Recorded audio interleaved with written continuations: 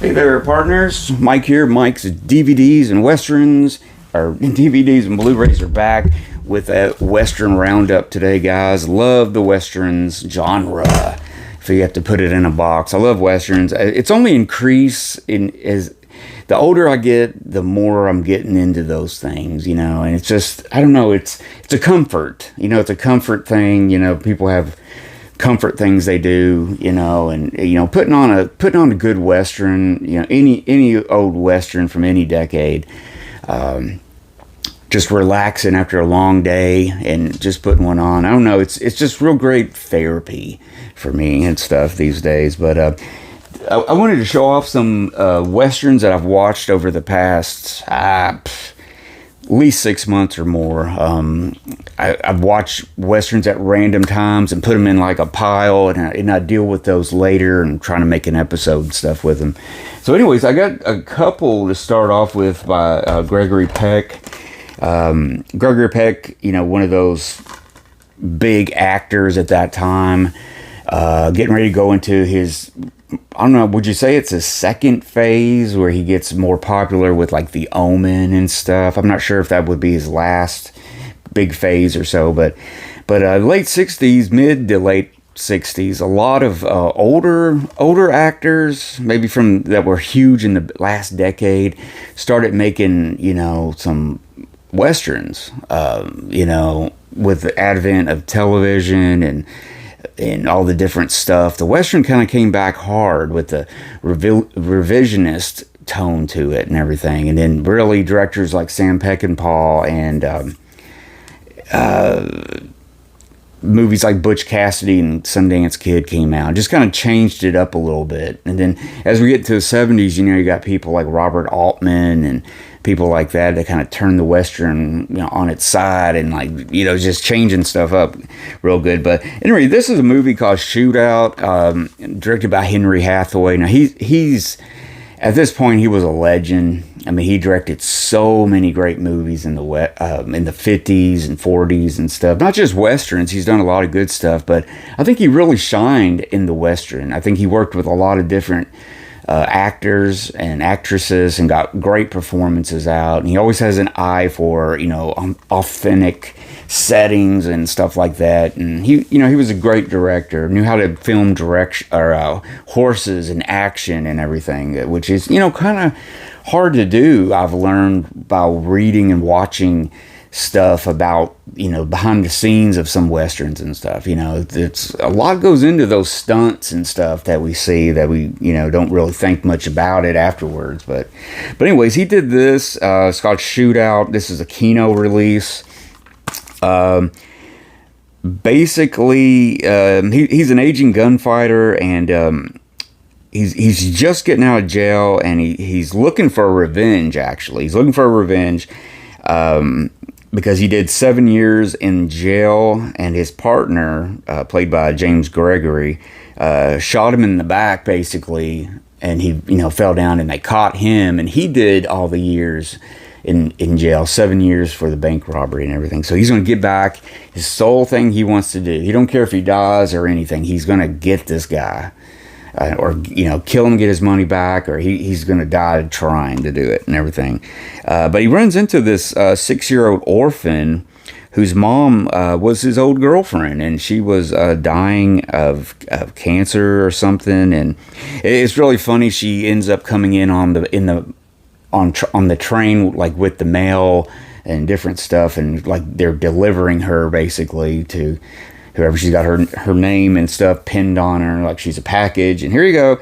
And he's like, I can't do that. You know, he just happened to be there at the right time because he knew he had to come here and pick something up, and he didn't know what to expect. So it all just kind of comes together, and it's really funny. And he's trying very nicely. I can't. I don't know who. I don't know what's going on. You know, you know, Gregory Peck does that really well. The kind of confused for a minute kind of stuff, but he comes around to her. I mean, she's really spunky. He can, you know, very spunky. He can see himself in her, and they really grow. And it's not one of those like cutesy, you know, movies where he got a kid, and then, you know, it's not like that. it's done really good. I mean, of course, it's a little heartwarming here and there, just enough, guys. Because I don't really don't go for that, and that would ruin the whole picture if it was just like that. But anyways, and of course, you know, he's going to find his partner. He's going to do all that and stuff. But I won't tell you anymore. And it's really not like you think it's going to end and stuff. So it was a cool discovery, Shootout from Kino. Next up, this is a rewatch, and I loved this the first time I watched it. And I wanted to rewatch some stuff because I just wanted to rewatch some things, and so yeah, I want to rewatch some things, and this is the Stalking Moon. Sorry, I got up for a minute. I thought I heard somebody knocking on the door or something. So anyways, the Stalking Moon, and Eva Marie Saint stars in it. She was kidnapped by the Indians when she was a child. She ends up marrying an Indian chief, and has a son by him. And during one of the many Indian cavalry attacks, you know, that would happen out there, they basically rounded up most of the women and kids to put them, you know, in a reservation supposedly, and send the other ones off and everything. But the Indian chief escapes, and he's out for revenge. He's gonna get her back, and he wants his son mainly to be, you know, the next chief and everything. And Gregory Peck gets involved with her, is just supposed to give her a ride, just get her and her son to the next town, to get them on a train to get them out of here, you know. And then he finds out about the chief that's after him, starts battling, and they form a relationship, and it's really cool. And you know, Gregory Peck forms a bond with the boy and everything, and it's really good. It is really good. It's well filmed. Beautifully filmed, great panoramics and everything. Let's see, who is it directed by? Oh yeah, Robert Mulligan. You know, not really known for his westerns per se, but did a really good job. What was that? Produced by Alan J. Pakula, which he would, pretty soon after this, he would start a string of great movies in the 70s.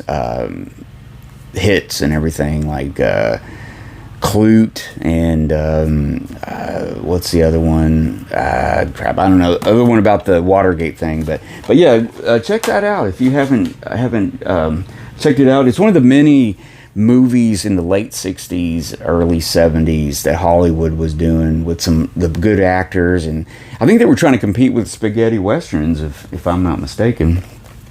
But anyways, next up, this is a rewatch. I think I showed this maybe a couple years ago, from Eureka Masters of Cinema. This is two silent movies, westerns, directed by John Ford. And I love this package. And these movies are great. They're not very long, each one of them. They're a little less than an hour. I think one of them is less than an hour, and another one is like an hour and 10. But they're silent movies, and they're well made. I mean, it's John Ford, guys. And so one is called Hellbent, and the other one is Straight Shooting. And really, really good. Really good stuff. And matter of fact, there's something else. Let me get that, and I'll show it to you.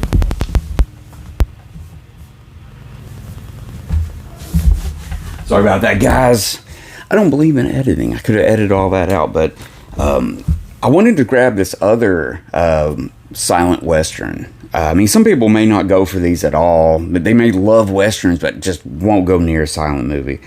But this was one of the biggest stars of the silent cinema, and he was a western actor. He was one of the kings of western acting back in the day and stuff. But this is a movie with William S. Hart. I mean, look him up. He's very interesting. A lot of his films don't exist, but there's a good few handfuls of them left. But anyways, I picked this up from the Film Preservation Society in I believe it's in the Bay Area, San Francisco. I think there's a great theater, and they do a lot of restoration work. And most of the money from this goes back into restoration of other movies and stuff. But yeah, Wolf Lowry is the movie that I kind of recommend there. This is one of those ones that's been out just a little while, maybe a year or so, to pick it up now if it's out there, because this will be something that will go out of print and just go up in money. So really good movie. It's got some extras on here as always and stuff, so that's really good. But yeah, Hellbent and Straight Shooting, two great movies, starring Harry Carey, actually. Harry Carey was a huge actor in the silent days and stuff, and he had a career in talkies. I mean, he's in, Mr. Smith Goes to Washington, a bunch of stuff like that. And his son, Harry Carey Jr., is one of those faces because you've seen him in everything from Clint Eastwood movies to everything. He was always in a lot of the great westerns, like The Searchers and stuff like that. But next up, let me see here. I want to mix something up.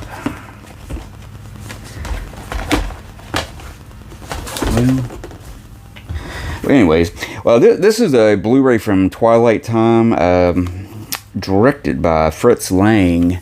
This is the return of Frank James. Now, the previous year, 20th Century Fox put out,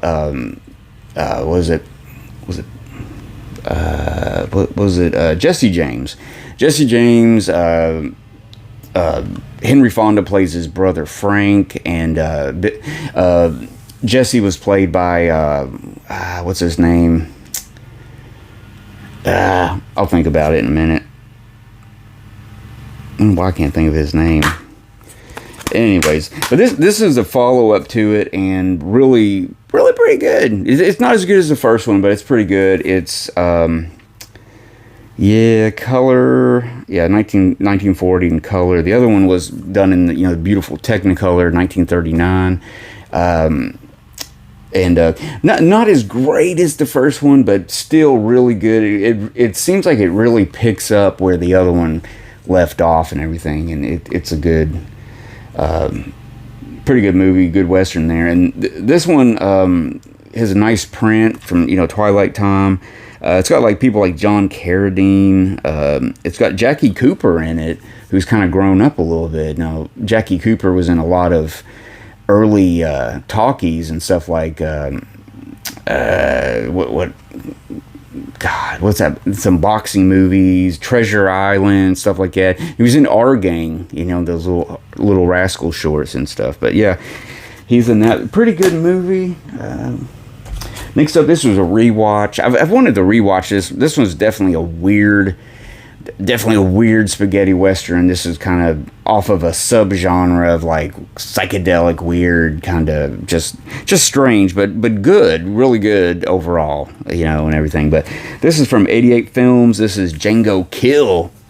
If You Live, Shoot. I know it's not the greatest,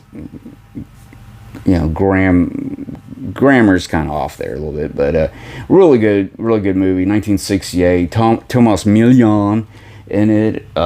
Great actor. Wanted to rewatch this because it's just it's just crazy. It's just a crazy movie. Oh gosh, what is this? Yeah, Julio Questo directed that. Probably tore his name up. I'm sorry. I was trying to think, because I was thinking, is this a Castellari Western? But it's not. But yeah, I just wanted to show off this different edition of it. This is from 88 Films. It's a little different. I wanted to watch some of the extras and stuff on that.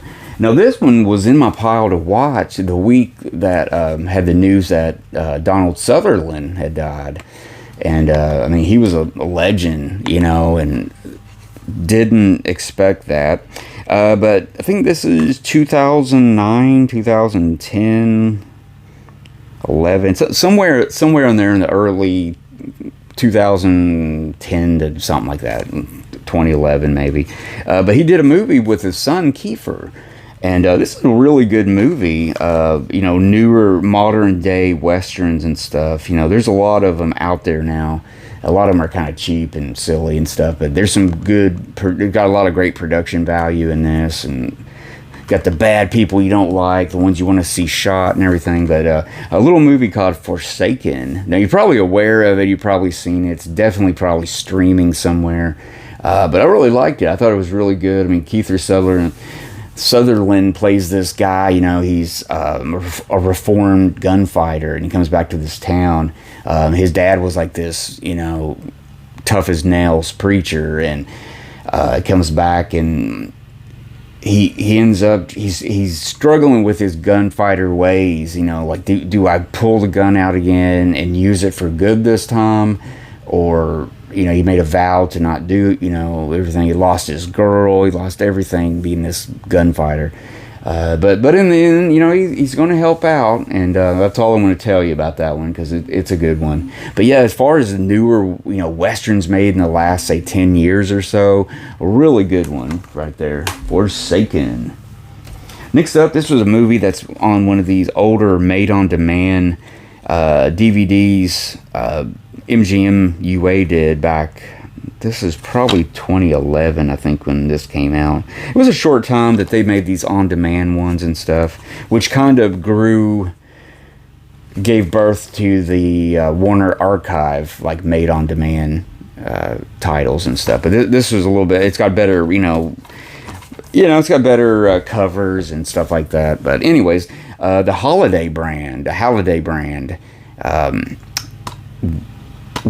One of those movies, it's like you never heard of it and everything, but it's got the cast and everything. And this was streaming the other night. I think it was on one of the Grit channel, or one of those channels. I think it was on streaming. But yeah, the Holiday brand, Joseph Cotton, Betsy Blair, Ward Bond, Bill Williams, and it's directed by the great Joseph H. Lewis. Now, he was a really good director. He made some great film noirs like Gun Crazy and stuff like that. Quentin Tarantino name drops him a lot, and big fan of his stuff. And he really is. He's kind of a director that he is a great underrated director, and it's kind of like, if he's one of those guys that just never got the credit he should have, but he's got that name that bounces around a little bit. But anyways, the Holiday brand is really good. I mean, Joseph Cotton kind of versus his dad, Ward Bond, and of course, Ward Bond's going to give you great performances by everyone. Betsy Blair, really good. This is another movie. I picked this up during a Criterion sale, and I was just like, man, I wish they would put out more westerns, because I was really wanting a western at that time, just wanting to find something new that I haven't seen, and I wanted to be Criterion because I was there, and so it was like I pretty much had all the other ones, Criterion westerns they put out, but this was one that hasn't been out very long, directed by a huge spaghetti western fan, author, just a great someone to listen to about the western genre, period. I mean, he's an encyclopedia of it. But it's from director Alex Cox, and it's called Walker, and came out in 1987. It's got what's his name, Ed Harris. I always want to call him Ed O'Neill, which is Al Bundy, but no, Ed Harris, and it's got a great cast of people but you don't know their name, their faces and stuff. It's a little over an hour and a half. It's got some really good bonus features on it, but it kind of takes place. It's kind of during the Mexican Revolution, and some people getting together to They basically, Ed Harris was dropped into this area, and I believe it also takes place more Central America and stuff. It's kind of based on true stories, true wars, and different things that cropped up either after the Civil War or before a little bit and stuff. So really interesting, one of a kind movie, subject matter, well written, and as you know, Alex Cox has put out, he doesn't always put out a commercial film, he does it his way, and and everything. But there what's good about movies like Walker is you can watch it many times and discover stuff about it and stuff, because it's just one of those movies that just did not get attention in 1987. And let's see, we're getting towards the end, guys. This was a movie. I picked this up really cheap. Apparently, this was a made-for-TV movie Western from the early 70s, like 71 or something like that. It's called Evil Roy Slade. And starring John Astin, who was really big on, the Addams Family at that time, and everything like that. But it's got a great little cast. It's got like Mickey Rooney, Henry Gibson, who his face, you may not know him, Edie Adams, Milton Berle, Dom DeLuise in an early role with him, and Penny Marshall from Laverne and Shirley at that time. But yeah, it's an all-star cast. It's like a spoof, a Western spoof. And now this was before Blazing Saddles, which is probably the king of the Western spoof, I would say. But yeah, Evil Roy Slade. It's really crazy. It's just crazy. I mean, John Astin, look at him. He just looks like a crazed madman all through it. But it's one of those that you want to laugh and put it on and stuff, and it's pretty good. I mean, some of the comedy might seem dated or something, but anyways, finally, guys, this is one of those other movies like oddball westerns that you've never heard of, and you pick it up. It's got the cast, but you just really have not heard of this movie before. This is from Universal Home Video. This is The Great Northfield, Minnesota Raid. And that's something that actually happened around, post-Civil War or before it? I think it was after. Basically, I don't know. Is it before, when the Younger brothers rode and terrorized and stuff? What is this? Basically they're doing robberies and stuff, and the Younger brothers and Jesse James and stuff like that. Jesse James rode with them before he broke out on his own, but this time Jesse James is portrayed by Robert Duvall, of all people, balding Robert Duvall. No offense to balding people, but I've never seen Billy the Kid like that. But I don't know. Hang on, guys. It's also got Cliff. What's his name? I'm looking right at him. Cliff Robertson, and it was written and directed by Philip Kaufman. The name may not ring a bell, but he did some great movies. I'm trying to think of what else. What else did he do? I don't know. It's really an oddball movie, actually. I actually was streaming. I saw it recently. But yeah, I was kind of in a Robert Duvall mode and everything. So yeah, it's worth it to check out just to see Robert Duvall as Jesse James. And yeah, pretty good. I would give it a 3-star. One of those movies I probably should watch again, but it's just a different take on the whole Jesse James younger brother, bank robbery movies and stuff. But yeah, pretty good, guys. So there you go. Hope you guys enjoyed that. I really put out some different ones to kind of research and check out and everything. And a lot of those don't cost a lot of money. Get a used copy off of eBay or something. Because it's probably it's not on Blu-ray, I don't believe. So especially that one, and Evil Roy Slade, I don't think that's on DVD or Blu-ray and stuff, but some of those are really good. They're really some oddball westerns that you need to kind of discover and stuff. So there you go, guys. Hope you enjoyed that. Don't forget to check out my channel, all the other Western episodes I got and everything. And please comment. Let me know what you think about some of those movies and whatever you know that I don't know, which is a lot sometimes. So anyway, guys, you all take it easy. I'm going to ride out until the next episode.